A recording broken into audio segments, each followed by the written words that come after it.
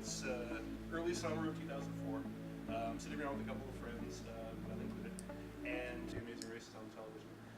It was its third year on. It was its fifth season. It was playing, and we're mostly just sitting around and talking. And what we ended up talking about was just this: could we together make a local version of the Amazing Race for our friends and make it fun? So we got into it. We brainstormed. We took some notes. We made some charts. We all split up. When we came back together a couple of days later, it was pretty much all we thought about. So we knew we had something there and something we wanted to sink our teeth into.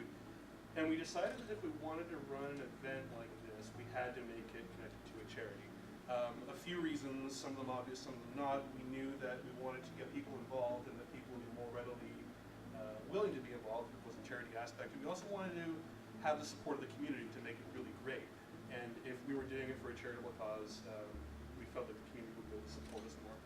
Before he passed away, my father had been on the board of Children's Aid, and so we approached Family and Children's Services and asked them about this, and they pointed us in the direction of the Children's Foundation. I don't think the Children's Foundation really knew what to do with what we were talking about when we got there. But they were supportive and from right behind us, right from the start, and they really gave us the inspiration to kind of keep going into it. So we had an event, and we had a cause. And I would think that at that point, midsummer 2004, you would say that the Southern Ontario Amazing Race, or SOAR, was actually born. So we had planned out 2 days worth of challenges for an event that hadn't happened yet. We badgered our friends into paying us $150 a team to come and take part in our event.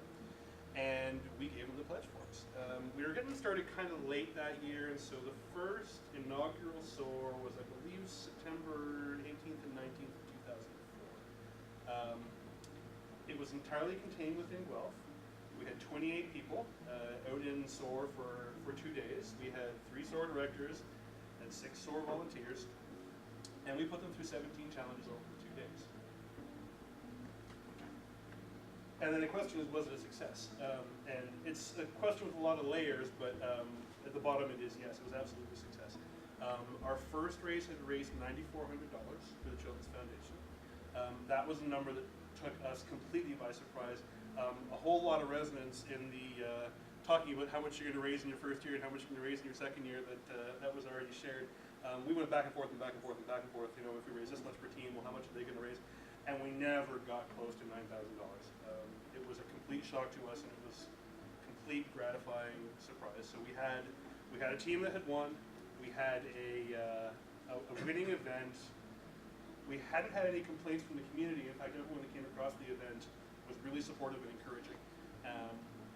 Everyone made it to the finish line safely and happily, and we pretty quickly decided that it had been a success and that we should start thinking about how do you repeat that success and how do you take it up to the next level.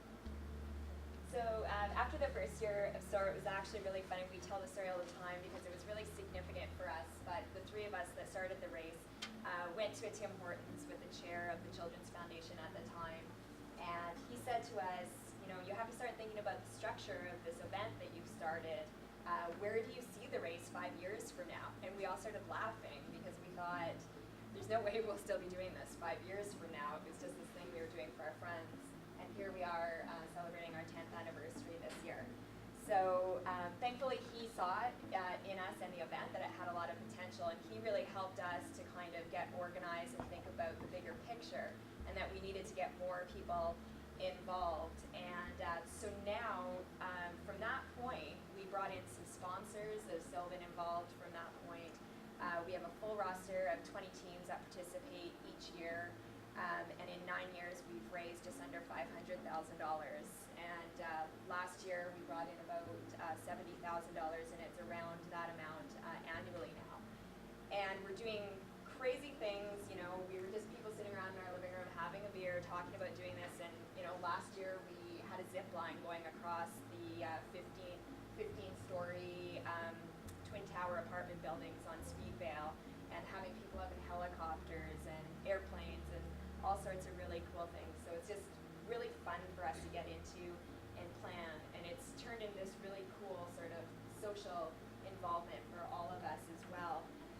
But what the chair said to us at that time was really important about about bringing new people in, but it was actually a bit of a challenge, and maybe sometimes we're challenged with this still to this day. But when you start something, bringing in new people and having to let go of some of that control is always a little bit difficult. And every now and then you have to kind of say, okay, well, we need extra people to help us with it. But that's something that we've learned over time as well with the event. Just can't believe that it's the 10th year that we're doing it. One of the ways that, to me, the race is so amazing is that it really does impact people, from the team that crosses the finish line in last place to volunteers to everyone that seems to get involved seems to really be impacted by the event, and it's really exciting for us to be able to provide that opportunity. We've actually received emails from people that race that say things like, SOAR changed my life. I achieved things I never thought was possible. I faced my fear of heights, or I never thought I could raise that kind of money. So it's really something that when we hear those stories, it's just really inspiring and really cool that we were able to provide that for people. So that's really SOAR, and it's kind of going on now.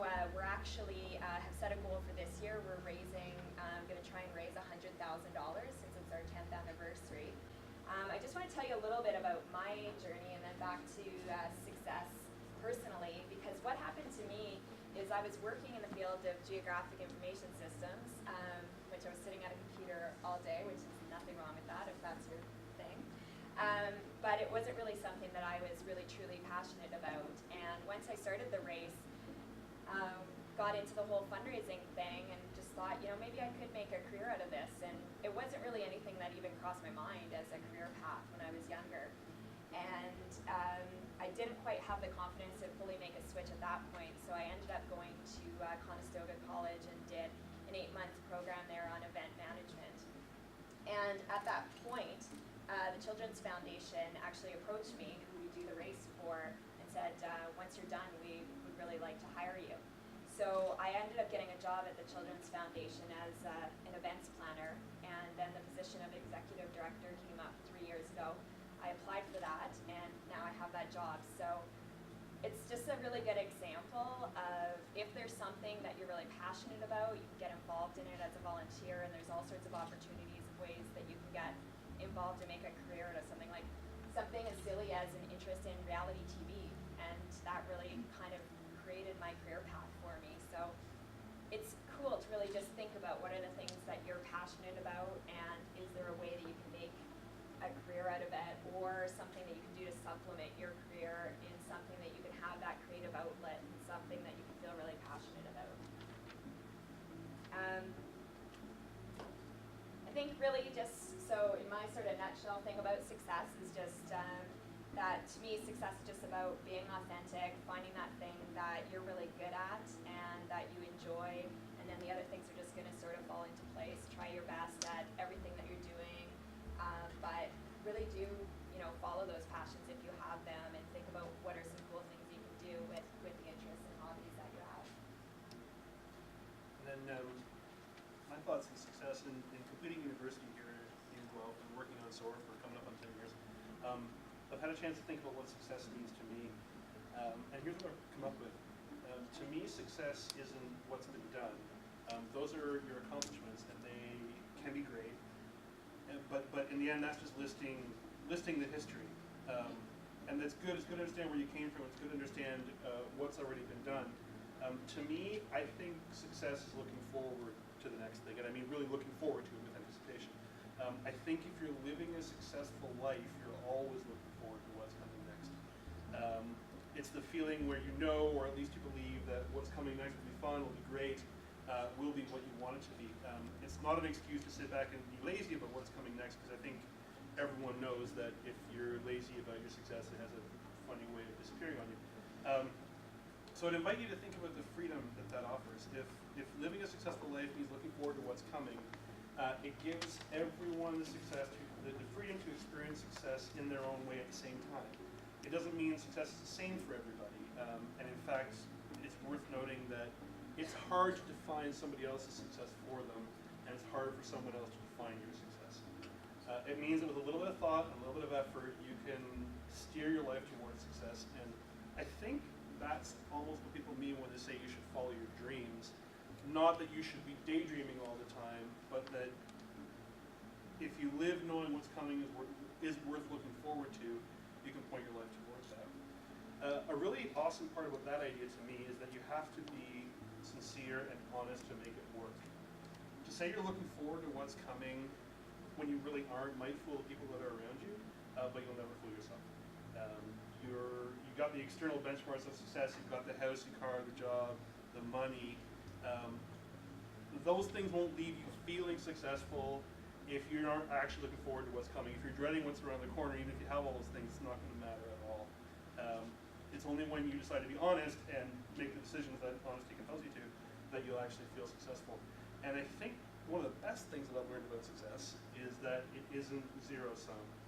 And what I mean by that is if anyone ever congratulates you on being successful, tell them about someone else who helped you. Tell them about someone who supported you or encouraged you. You can't lessen your own success by sharing it with somebody else. In fact, you multiply it. Give it a try. It absolutely honestly works. To me, success is a feeling with enough hard work and support, enough imagination, you can make the future look worth looking forward to. You can look back on the numbers and the accomplishments, and that's great because it teaches you where you came from. But there's always a next week at work. There's always a next exam or a next course. There's always another night out, another date, another opportunity, another challenge. If you're looking forward to the next thing and the one after that all the time, that's to me when you're living a successful life. Check us out at therace.ca. Yes, race.ca.